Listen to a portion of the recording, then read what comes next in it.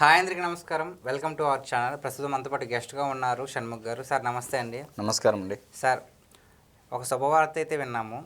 So AP growth rate అనేది దేశంలోనే 2వ స్థానానికి చేరుకుంది. దానికి మీరేమంటారు? గత 5 ఏళ్ల ప్రభుత్వ పరిపాలన కాలంలో ఆంధ్రప్రదేశ్ రాష్ట్రం అనేది దిగువ నుంచి అంటే కింది నుంచి 2వ స్థానంలో ఉండేది. ఓకే. మరి నేడు కూటమి ప్రభుత్వం చంద్రబాబు నాయుడు గారి యొక్క పరిపాలన కాలంలో వచ్చినటువంటి 9 నెలల కాలానికి గాను వ్యవసాయ ఇంధన రంగాల్లోనూ తెచ్చినటువంటి అటు పారిశ్రామిక పాలసీలు అయితేనేమి, వ్యవసాయానికి సంబంధించినటువంటి నిర్ణయాలు కానీ, వేగవంతంగా తీసుకున్నటువంటి చర్యలు అయితేనేమి, దాని పరంగా ఒకవైపు రియల్ ఎస్టేట్ వ్యాపారం అయితేనేమి, సో మొత్తానికి అన్ని దాదాపు 5 నుంచి 6 రంగాల పట్ల దేశంలోనే గత ఏడాదితో పోలిస్తే అంటే 2023-24 సంవత్సరానికి గాను 6.9% వృద్ధి రేటు నమోదవుతే 2024-25 సంవత్సరానికి గాను 2.02% పెరిగి 8.21%లో దేశంలోనే అంటే మొత్తం తమిళనాడు తర్వాత 2వ ప్లేస్లో ఆంధ్రప్రదేశ్ రాష్ట్రం ఉందనేది గమనించదగ్గ విషయం, హర్షించదగ్గ కూడా విషయం.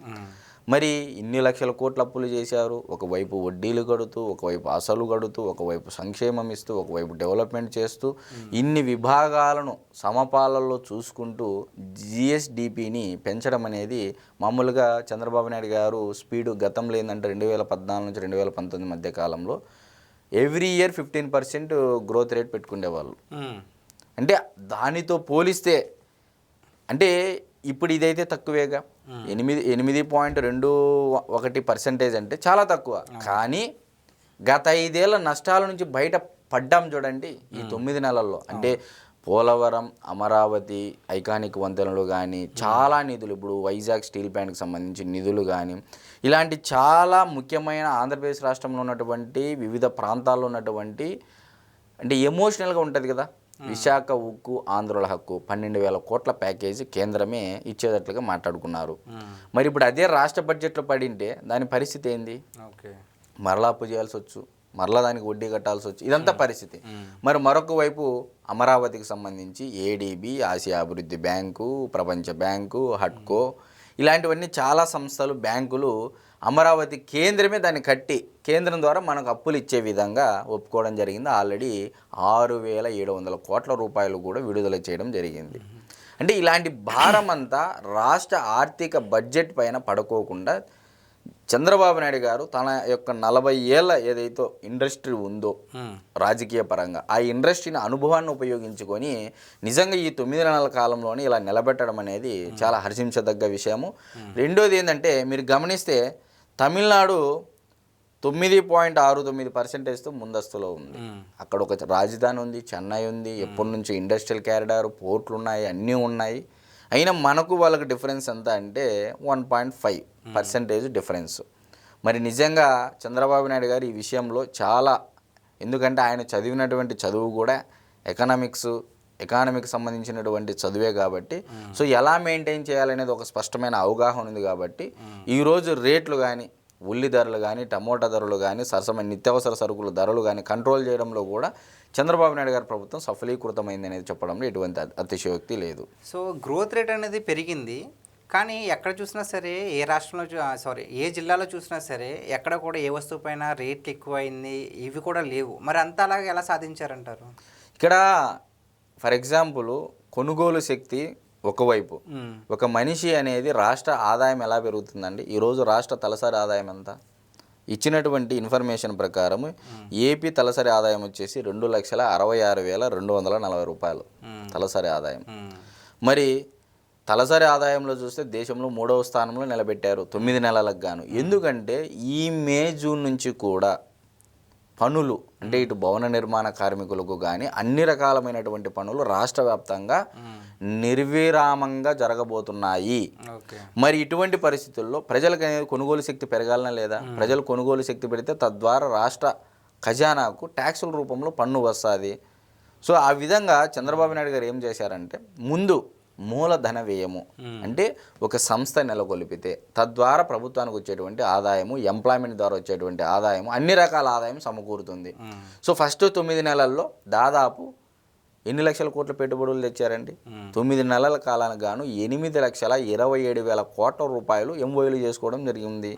తద్వారా ప్రభుత్వ గణాంకాల ప్రకారము 5,27,000 మందికి పైగా ఉద్యోగ అవకాశాలు అటు ప్రత్యక్షంగా పరోక్షంగా కల్పించబడతాయని చెప్పేసి ప్రభుత్వ అధికారులు ఇచ్చినటువంటి గణాంకాలు. మరి దీని ద్వారా అయితే దాన్ని మొత్తం సర్క్యులేట్ చేసుకొని మొత్తం అంతా క్యాలిక్యులేట్ చేసుకొని జిఎస్డిపి గ్రోత్ రేట్ కానీ స్థిర వృద్ధి అంటారు.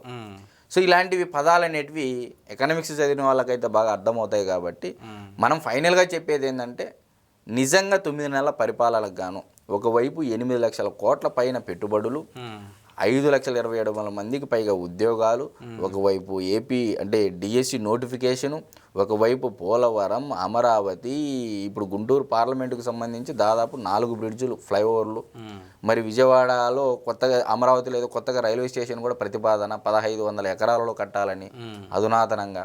అంటే మీరు చూడండి, రాష్ట్ర వ్యాప్తంగా అన్ని ప్రాంతాలలోనూ సమపాలలో అభివృద్ధి పనులు స్టార్ట్ అవుతూ ఉన్నాయి. రేపు మే జూన్ నెల నుంచి పనులు అనేటివి వేగవంతం అవుతాయి.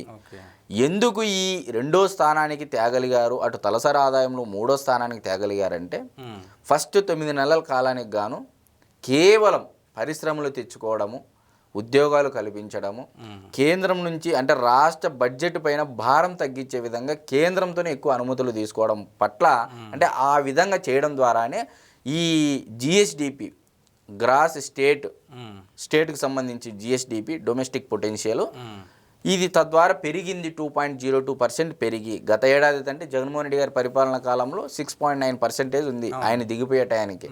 మరి ఈ 9 నెలల కాలానికి 2.02% పెరిగి 8.21%తో దేశంలోనే 2వ స్థానానికి తేవడం అనేది హర్షించదగ్గ విషయము. ఇది చంద్రబాబు నాయుడు గారి యొక్క 40 ఏళ్ల రాజకీయ అనుభవానికి ఇది ఒక ప్రత్యక్ష ఉదాహరణగా మనం చెప్పవచ్చు. సో మరి కూటమి ప్రభుత్వం వచ్చి 1 సంవత్సరం కూడా అవ్వకుండానే ఇంతటి గ్రోత్ రేట్ చూపించారు కదా, మరి 5 ఏళ్ళు పూర్తయ్యేసరికి మొదటి స్థానంలో ఉండే అవకాశం ఉందంటారా? ఖచ్చితంగా అండి.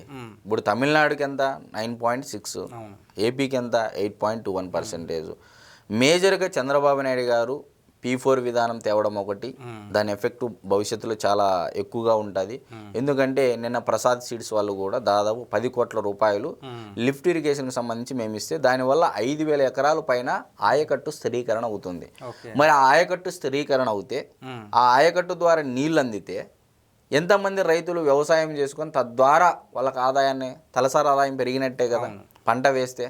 అంటే ఇలాగా P4 విధానం అనేది ప్రజల్లోకి బలంగా వెళ్ళింది అంటే పూర్టు రీచ్ ఏదైతే ఉందో ఒక బాగా సంపాదించినటువంటి వ్యక్తి నలుగురిని 10 మందినో లేకపోతే 10 కుటుంబాలను లేకపోతే 10 ఊర్లను లేకపోతే ఒక ప్రాజెక్టును టేకప్ చేస్తే తద్వారా ఆంధ్రప్రదేశ్ రాష్ట్రంలో పేదలు అనే మాట వినపడదు.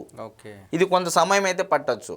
గతంగా ఇప్పుడు మీరు అడిగినటువంటి ప్రశ్న ఏదైతే ఉందో నిజంగా ఇదే తరహాలో ఒకవైపు P4 విధానాన్ని గతంలో PPP అంటే ఏంది, పబ్లిక్ ప్రైవేట్ పార్ట్నర్షిప్.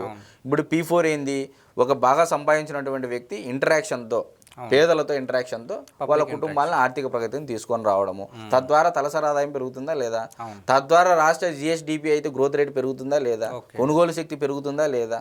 అంటే ఈ విధంగా చంద్రబాబు నాయుడు గారు ఇప్పుడు ఫర్ ఎగ్జాంపుల్ చెన్నైలో ఒక వ్యక్తి ఉన్నాడు, కేపీఆర్ మిల్స్కి సంబంధించినటువంటి వ్యక్తి, ఒక వ్యక్తి రామస్వామి. అతను ఏం చేశాడంటే చంద్రబాబు నాయుడు గారి విజన్కి తగ్గట్టు మనిషి అని మనం ఖచ్చితంగా చెప్పొచ్చు రామస్వామి అనేటువంటి వ్యక్తి. నేను ఎందుకు అంటున్నానంటే కేపీఆర్ మిల్స్లో పనిచేసినటువంటి యజమానులు అంటే ఈ వర్కర్స్ కానీ వాళ్ళందరికీ చాలామంది వాళ్ళకి చదువులు ఉచితంగా చెప్పించేవాడండి.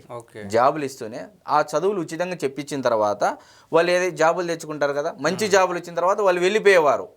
అంటే ఈ విధంగా చేయడం ద్వారా ఆయన కేపీఆర్ మిల్స్లో ప్రగతి సాధించడమే కాకోకుండా ఒక ఎథిక్స్తో ఎంప్లాయీస్కి కూడా P4 విధానం ఇప్పుడు బాబు గారు ఏదైతే చెప్పారో అతను ఆ రోజుల్లోనే నిరూపించాడు.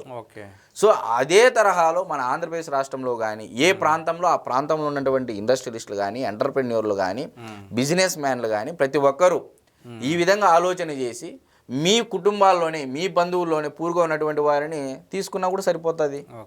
వాళ్ళకి ఏమి స్కిల్స్ ఉన్నాయి, స్కిల్స్ లేకపోతే స్కిల్స్ పెంపొందించడము, లేకపోతే మీ బిజినెస్కి ఎలా ఉపయోగించుకోవాలో తద్వారా మీ బిజినెస్ డెవలప్ అవుతుంది, అటు ఆర్థిక ప్రగతి అంటే ఆ కుటుంబాల యొక్క తలసరి ఆదాయం పెరుగుతుంది. సో ఈ తరహాలో చంద్రబాబు నాయుడు గారు ఆలోచించారు కాబట్టి ఖచ్చితంగా ఇంకో టర్మ్ కానీ చంద్రబాబు నాయుడు గారు వచ్చారు అంటే నాకు తెలిసి జిఎస్డిపి అనేది 13 to 14% వెళ్తుంది అనే దాంట్లో ఎటువంటి అతిశయోక్తి లేదు. ఓకే, ఫైనల్గా ఒక్క క్వశ్చన్ అండి.